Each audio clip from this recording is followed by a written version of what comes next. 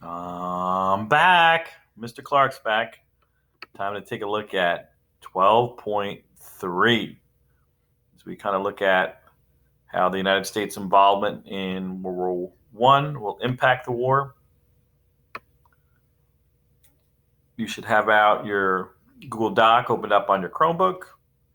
Some of the key things that we'll be looking at be how the contribution of the American Expeditionary Force, the American forces, impacted victory in World War One. We'll look at some of the issues raised by President Wilson's 14 points for peace. We'll look at the decisions that ultimately are made at the Versailles Paris Peace Conference. We'll look at the pros and cons of the United States joining the League of Nations. And ultimately, we'll see why the United States did not fully ratify the Treaty of Versailles. So after Wilson declared war in April of 1917, you see the headlines there, U.S. officially at war. So we look at question number one and make sure you're filling these out on your Google Doc, and you should turn them in Google Classroom when you're done. What was the status of World War I in the spring of 1917 as the United States got involved in the war? The conflict had become deadlier and bloodier. It was a stalemate on the Western Front. The war would be won or lost on who could break the stalemate on the Western Front. As the United States got prepped and ready to get their troops sent across the Atlantic, many European leaders were somewhat skeptical. Before World War I, America had a military force that was much smaller than the ones throughout most of Europe. European leaders thought that the different ethnic groups in the United States would lead to dissent amongst the ranks. They weren't sure of what side or the other the troops would be loyal to. And thirdly, they also thought the United States would have a difficult time training and transporting their troops across the Atlantic.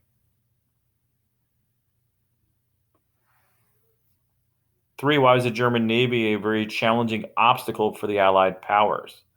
Well, mostly because of their German U-boats. They were sinking merchant ships at an alarming rate, much faster than these ships could be replaced. As these ships sunk, they were losing crucial war supplies. Also, 2, the German U-boats were a direct threat towards the transportation of American troops across the Atlantic.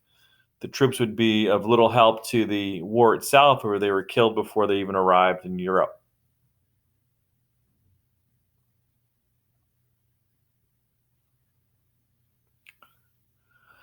So the Allies had to develop a strategy to safely get American ships across the Atlantic and to find a way to secure the transportation of crucial war supplies on cargo ships across the Atlantic.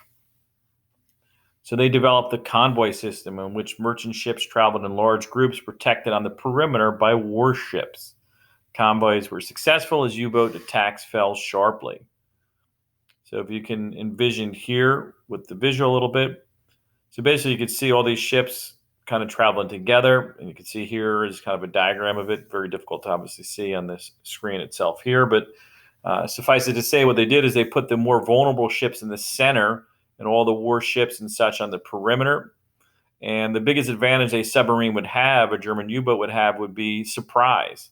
Well, maybe they could sink one of those convoy ships, but as soon as they fired on a ship, their position would be discovered, and as a result, their U-boat would be much more vulnerable to a counterattack. So U-boats work more successfully when they were just sinking one ship that was the only ship on the open seas. If they're dealing with many, many ships at once, it made it very dangerous for the U-boats to strike. So this really cut back on the success of German U-boat attacks, the convoy system.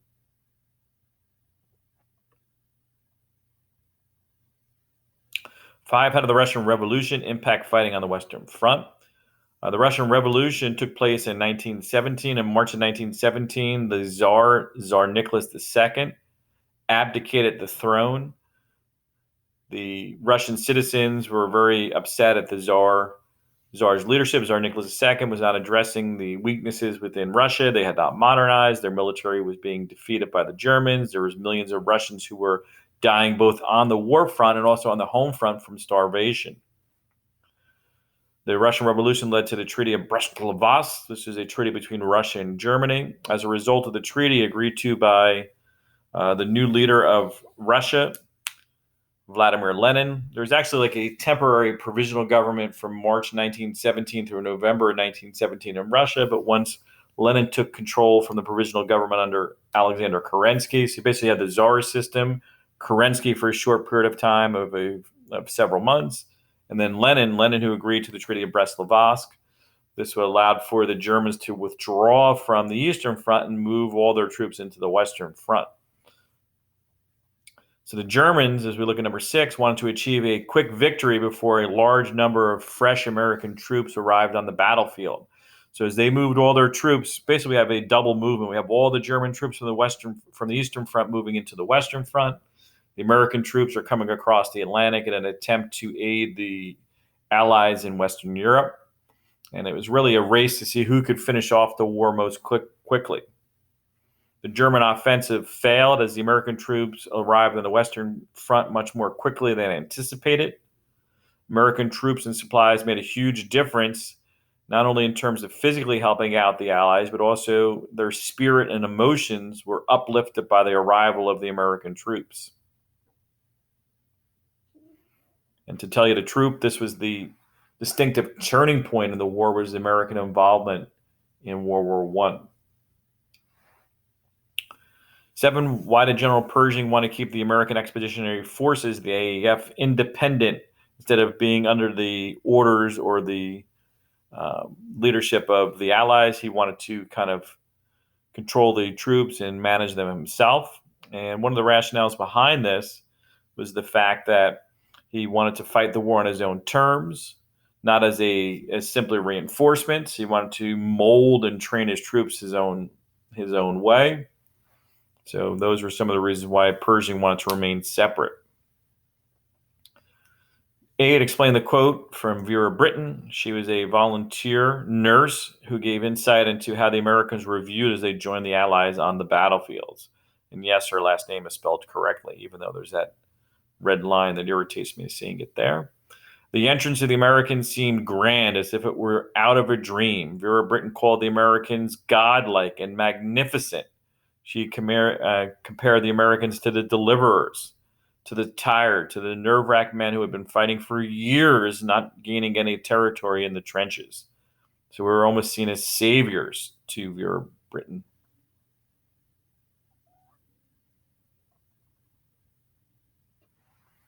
9, what impact did American forces arriving on the Western Front have in the war? It was a decisive factor in turning around the war in favor of the Allies. Had American forces, nicknamed doughboys for the molding that Pershing was doing, they were very raw, very young troops who were easily impressionable, had not arrived. Many historians speculate that the Germans would have won the war without American involvement. In the fall of 1918, the German front was collapsing. Many soldiers on the Central Powers realized the loss was certain. Soldiers began to desert. There were several mutinies, and as a result, the entire war was collapsing for the Central Powers.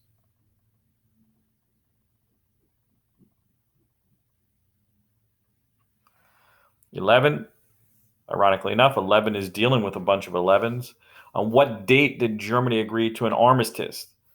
They agreed to an armistice on the 11th day of the 11th month at the 11th hour, November 11th, 1918. So basically, November is the 11th month, the 11th on the day of that particular month, and at 11 a.m. is when they officially signed surrender. So triple 11.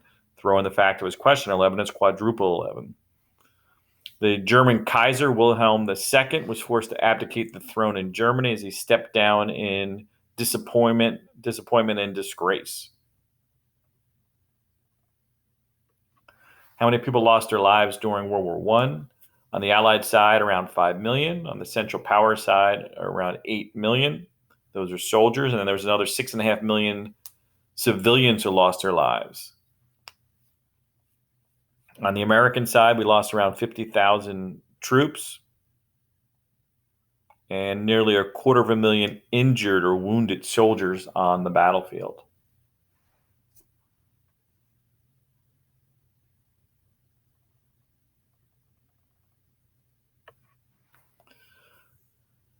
Moving on to the aftermath of World War One. Vladimir Lenin claimed that World War One was an imperialist land grab. Do you agree? Why or why not? When we look at Lenin, his opinion was partially accurate. World War One sprung from strong sentiments of imperialism and nationalism in Europe. The fact that the Allies wanted to take away and divide up lands that used to be German land showed their intentions were not purely about making a peaceful Europe.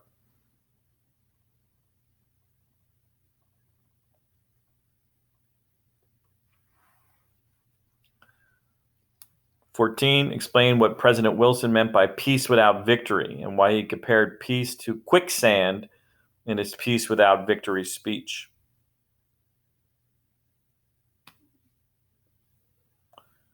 Okay, looking at some of the responses you can potentially put down for 14. Wilson wanted to restore a lasting peace in Europe. He wasn't interested in punishing Germany. He feared that if the Allies forced Germany to accept their terms, that peace would not last. And of course, Wilson would turn out to be right.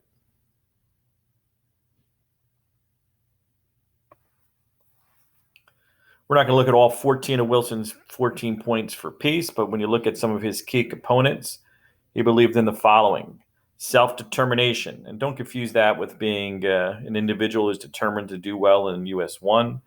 That's great, and I appreciate that. But self-determination in this case here means the right of people with a common history, language, culture, and religion to live independently in their own country with their own form of government. He wanted to permanently end colonialism. He wanted freedom of the seas, meaning that all countries can have their ships freely travel without being fearful of having their ship being sunk. He wanted to reduce weapons around the world, a reduction of armaments. And he proposed an international peacekeeping organization that would be known as the League of Nations.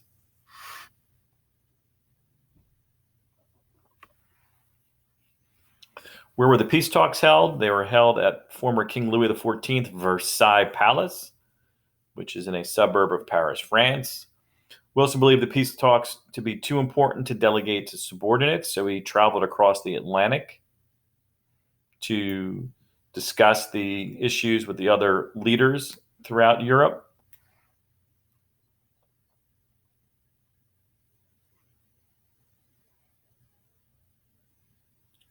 Unfortunately for Wilson, he's going to find a lot of opposition in Europe. Many of the Allies wanted to be able to continue colonialism and their previous foreign policy goals. They did not want to compromise since they had won.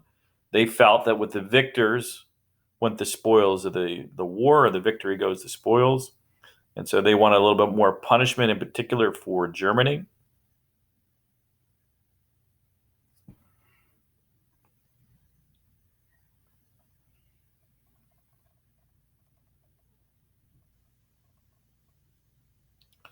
In addition to President Wilson, the three Allied leaders who were working together collectively at the Versailles Treaty, and you see all four there.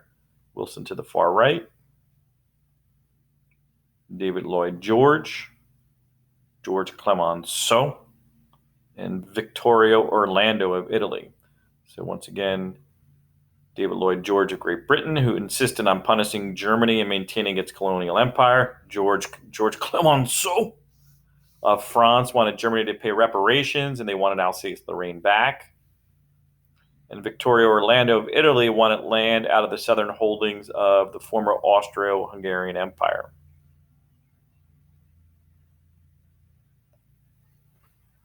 What was the only real victory that Wilson received at the Versailles Treaty? The only thing that the Allies gave him, kind of threw him a bone, was the establishment of the League of Nations. Instead, they pivoted and they went into a very harsh punishment towards Germany. First, Germany had to accept full blame for the war. Now, this is kind of ironic when you remember that Serbia and Austria started the war when Austria declared war on Serbia. All Germany did, not to make them out as like the good guys, but all they did was honor their alliance, but yet they took blame for the war. They had to pay $33 billion in war reparations. Reparations are payment for war damages. The German military had to be cut to a tiny defensive force of no more than 100,000 troops. They had to give Alsace-Lorraine back to France, and they lost all of their colonies. So quite a devastating loss for the Germans. 19, I think we all know what this is by now. A pandemic is the spread of a disease across an entire region, nation, continent, or worldwide. So unfortunately, the pandemic we're dealing with currently in 2020 is not one in which is unique. It's not the only one to have ever occurred in history. And sadly, they have occurred roughly 100 years apart, almost like it's bookends. In 1918, the influenza pandemic led to more than 50 million people dying from the flu worldwide, with nearly 700,000 Americans dying from it in 1918.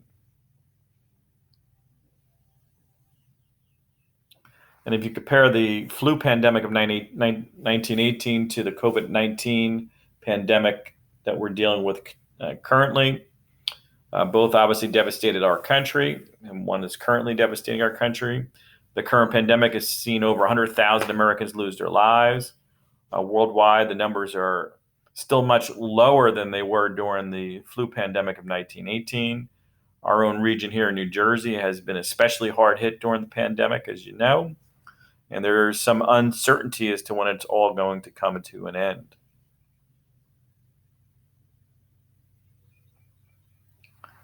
24, we'll be looking at different groups of senators who kind of form factions. Factions are a small group of people who have a shared or similar viewpoint on issues, and they had different factions in regard to the Treaty of Versailles.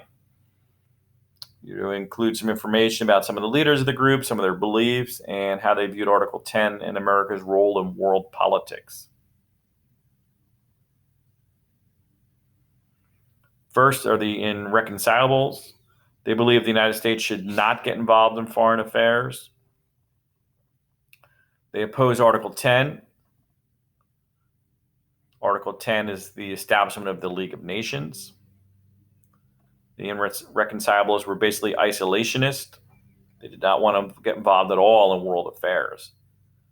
The reservationists, they were led by Henry Cabot Lodge, who was a Republican, where Wilson was a Democrat. They wanted smaller, moderate changes. They were afraid to get dragged into war without congressional consent. Believed Article 10 was too vague, but did support most of the rest of the Versailles Treaty. The strong supporters are led by President Wilson, of course, who supported the Versailles Treaty and his idea of the League of Nations. And he believed the United States' role in the world should be one of peacekeeper, kind of taking an active role around the world.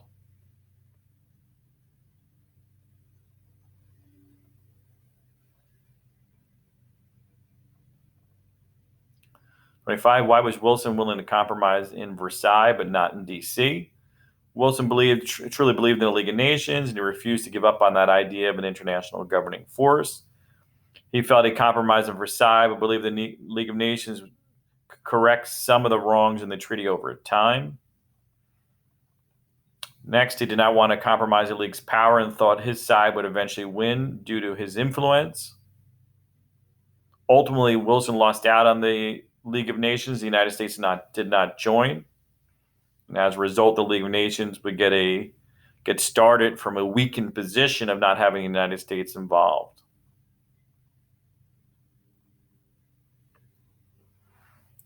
When you look at the long-lasting results in the aftermath of World War I, warfare was changed forever. No longer would warfare be viewed as glorious. The European landscape and economies were destroyed. Germany was punished and resented the high reparations. Italy, too, we didn't really discuss them that much in regard to the Versailles Treaty, but they had flip-flop sides and did not serve and fight on the Triple Alliance with the Germans as they were supposed to. Instead, they made a deal with the British, where if they fought on the side of the Allies in World War I, they would get a piece of land out of the Austro-Hungarian Empire. They did not get the land they were promised. So the Italians were upset, too. So both the Germans and Italians are upset in 1920 in the aftermath of World War I, which means that they're going to form an alliance shortly thereafter, and they're going to be the adversaries during World War II. So this kind of foreshadows ahead to what we'll see next year when we look at World War II.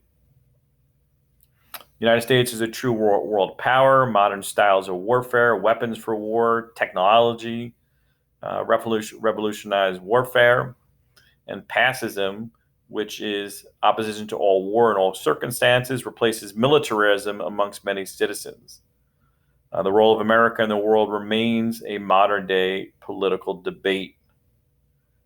Well, this concludes not just the last uh, question of the day, but it kind of concludes our study of World War One, and it's the last uh, recorded video lesson of the school year. As to whether or not we'll be starting 12.4 in US2 next year with a remote learning lesson or live in class, which is what my hope, and I remain optimistic about that. But until next time, whether it be in class in September together, hopefully, or on another remote learning video lesson, till next time, Mr. Clarke is, as always, out.